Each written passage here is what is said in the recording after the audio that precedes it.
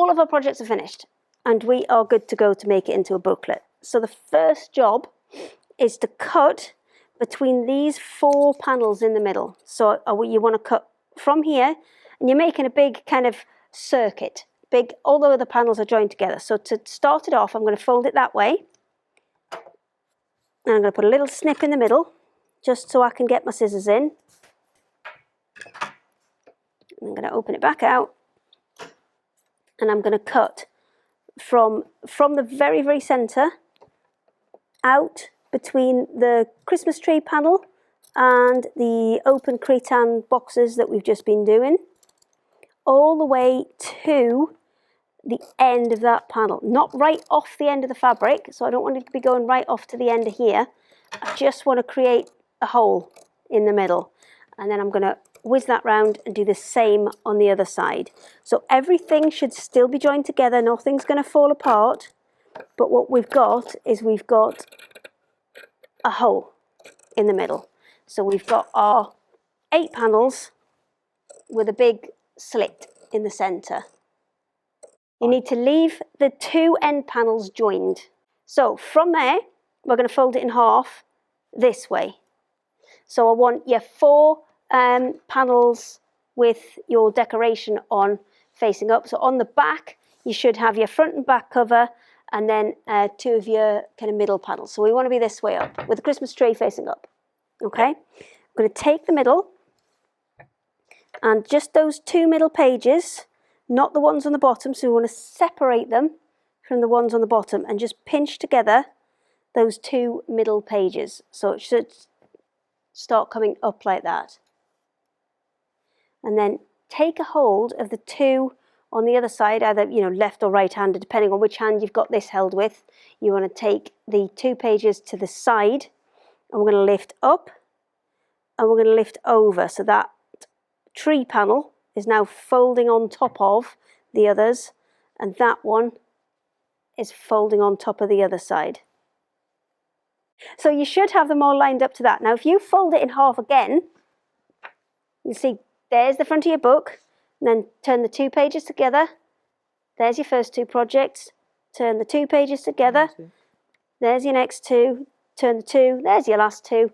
And there's your back panel for you to decorate. So what I would recommend at this point is now we've got it and we know kind of how it's going to go together. We're just going to go back a little bit of a step. Okay. So we're going to pull it back out. So it's like that. So it's just one big long strip. And we're going to stitch along here, because these pages, this is the front and the back, these are going to stay together. So we are going to stitch along here. Now I have put kind of lines between each of the panels so you can kind of give yourself a bit of a guide as to where to stitch.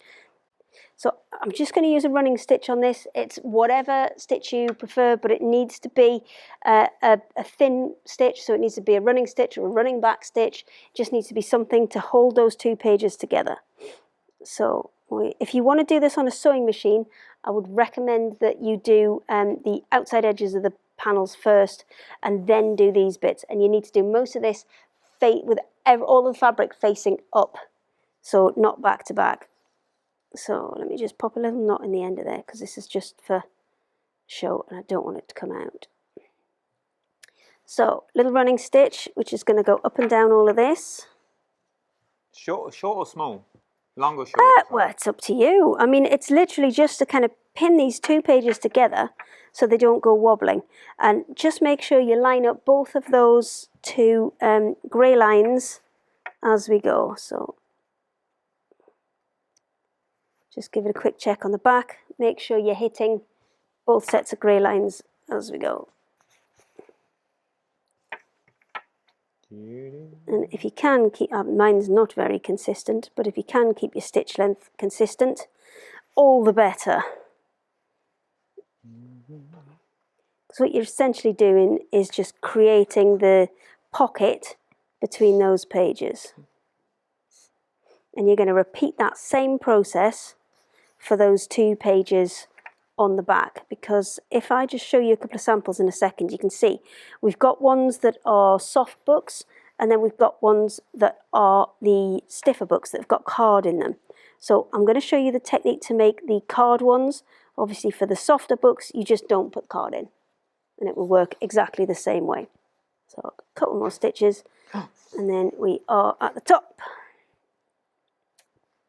So I've done these in lots of different ways as well, so I can show you some that we've used a machine to stitch, some that have been hand stitched. It's entirely your choice as to how you finish it off. I just need to get you to the stage where you know what goes where so you can construct the book. So that's done up the side of there, and now I'm at the top. I'm just going to go back through and then just put a couple of stitches over the top just to secure that, and then I'm going to take the thread onto the inside of here and just through a couple of those stitches. Well, I'm not actually going through the fabric, I'm just going in and out of a couple of those stitches just to hide it and be able to kind of secure it off. So that's our first side done. Now there is a template in your kit which gives you the right size card that you need to cut out. I would recommend, I'm not very good on my GSMs, but something like a cereal box card is brilliant. So you can see now that will fit into there. Now I've left a bit of extra at the bottom of mine because I can trim away at the bottom. It's up to you if you want to, and also if you're going to sew it on a sewing machine, the piece of card size that I've given you is enough so that you can sew a sewing allowance on a sewing machine if you want to. So from here we need to put the rest of the pages in first before the cardboard goes in. So I've got to do the same again on here, on this side where those two pages are going to be the same or back to back, and then when we lift that across I need to repeat the process. So where we've got now this tree page, which is back to back with the feather stitch loop page that we did, I need to just adjust that page along a little bit so it's all lined up, and then once it's lined up I need to stitch through this one into this one. So what I would recommend you do is when you mark those first two pages out, so here and here, just bear in mind that this is going to move across to there. So when I want to stitch here, I ideally need it to be the opposite stitch. Can I just show you there? The opposite stitch to the first one that I've done.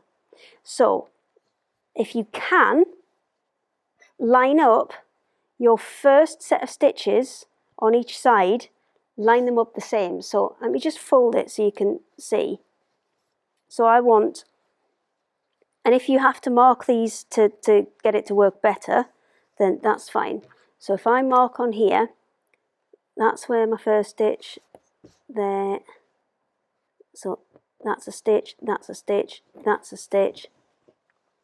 And this is because when I then come back and stitch the other bits in, I'll get a complete line. I don't know if you can see them terribly well, but I can see them. So I'll start stitching these in. And I'll only put a few in because I want to show you it going together and stitching the other bits as well. Put your first set of stitches in. The set of stitches that are going in the opposite side, make sure that they match up. Let me just bring that across. Make sure that they match up with these ones here. Okay? Sorry, there we go, in the middle. So they need to be in exactly the same spot, because then when we lift this across and put it together, then you can see I'm doing the opposite of what's there. So let me just pop a knot in the bottom here. And again, you can make yours much tidier, you can hide yours, but I need to come through from that side, and I'm going through kind of the stitches that I'm missing. So let me just pull that through. Oh, I've got it stuck in a knot. There we go.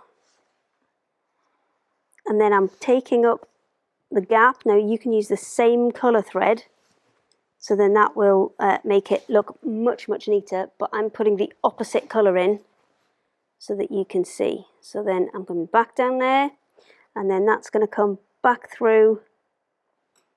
You see, just back through that one there, and then back out to the back. Now this is where you need to be a little bit wary and just be careful that you match up with the ones on the back there, because that's what's going to give you the kind of nice finish of one big consistent line of stitching.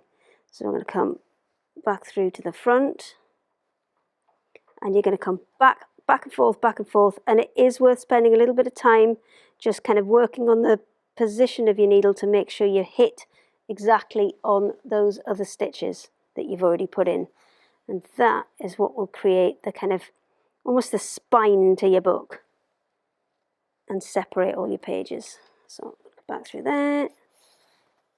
Can you see that starting to come together now? You've got a little line. Obviously it's in alternate colour. It's the pattern that's not helping, is it?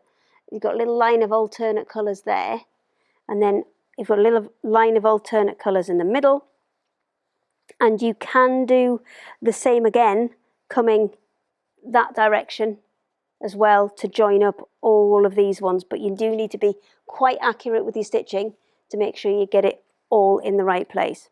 So now the only thing we've got left to do is some of these open edges. So some of the pages, your front page and then your middle page will be open at the side and at the bottom. Your two of your pages will just be open top and bottom. So to finish those off, you can do exactly the same again. Let me just quickly snip this one off. So you can either do a running stitch, or you can do just a whip stitch over the top. So let's go for a bit of both so you can see either of them. So if you're going to use a running stitch, then I wouldn't go too close to that edge. You want to step it in, probably a good 2 or 3 strands of cotton from the edge, and then you can just do a running stitch like we've done, or you can do a running back stitch. So a running stitch goes in and out but leaves the gaps in between. A running back stitch is where you kind of come back on yourself and then forward again, but that will give you a double layer of thread on one side. So it's up to you which you prefer with that. The other option is to, let me do a few more stitches just to do a normal running stitch, but then when you get to the end, come back on yourself and fill in the gaps. So you can come back and fill in those gaps the same way as we did when we were separating the pages, and that will give you one consistent run of stitching. But with these, you'll need to do it a little way in from the edge, because otherwise it'll just kind of pull out as you go. And once you've got the pockets secured, then you can go ahead and you can add your card to them. So I would make sure you've got all those top edges, tops and sides secured first. So I would go along there, I'd come down this side, along the top of there, down the other side, and then I've got pockets all the way along the bottom. So all the bottoms of these will become pockets. You're going to need 4 cardboard pieces. You should be able to get all 4 out of an A4 size piece, and then that's going to give the kind of stability and rigidity to your little book. If you don't put the card in, they will fit back into your box if you want to store them and just use them as a little reference library, because don't throw away your box. Your box is your instructions, so everything's in there. This one's been a bit battered because we've had this for a number of weeks now. And this takes you through all of your different stitches in there, and also a little bit at the bottom about how to put that booklet together. So whatever you do, don't throw that away. Now, obviously, if you do want to keep your Stitchonaries all nice and tucked up, then you can do that. And I know this is a really old package that I've got, but the new ones do say which Stitchonary it is down the side. So if you have got them all on a shelf, like a library. Exactly. That's exactly. It's a cute. dictionary of stitches.